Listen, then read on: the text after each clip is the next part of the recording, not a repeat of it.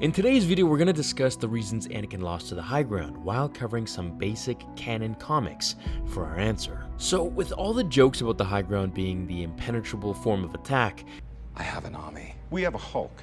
I have the high ground!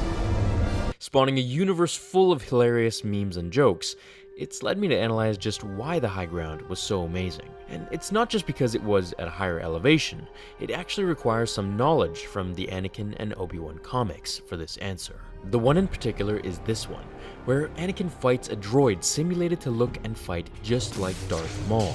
As the story pans to the balcony above as Palpatine, Mace Windu, and Obi-Wan observe the young Padawan's impressive abilities, they realize that Anakin is fighting a Darth Maul simulator, as Obi-Wan tells them that he has pestered him non-stop about his fight with the Sith. Anakin knew exactly how Obi-Wan defeated him, and it's no coincidence that the final battle between Master and Apprentice, the soon-to-be Darth Vader, ended in such a poetic way, paying homage to the defeat of the first Sith Lord to show himself within 1,000 years. Only this time, Obi-Wan allowed the spawn of the most potentially powerful Sith to corrupt and carry out the Emperor's bidding.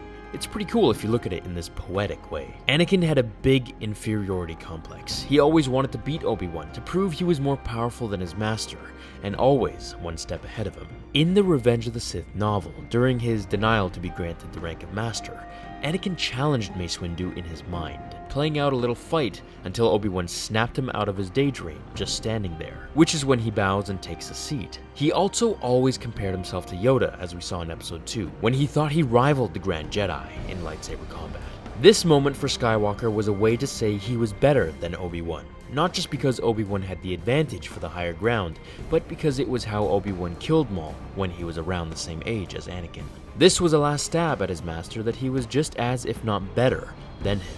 How he could do the same thing as him and win. That this move that caused his and the Jedi Order's victory against the Sith will now be the downfall of the Order entirely. Anakin was going to cut his master in half like Maul, so it was fitting that Obi-Wan defended himself in such a way. He could feel the malevolence in Anakin's energy. The hatred at this point was too strong within Anakin. It's all Obi-Wan's fault. He's jealous. He's holding me back.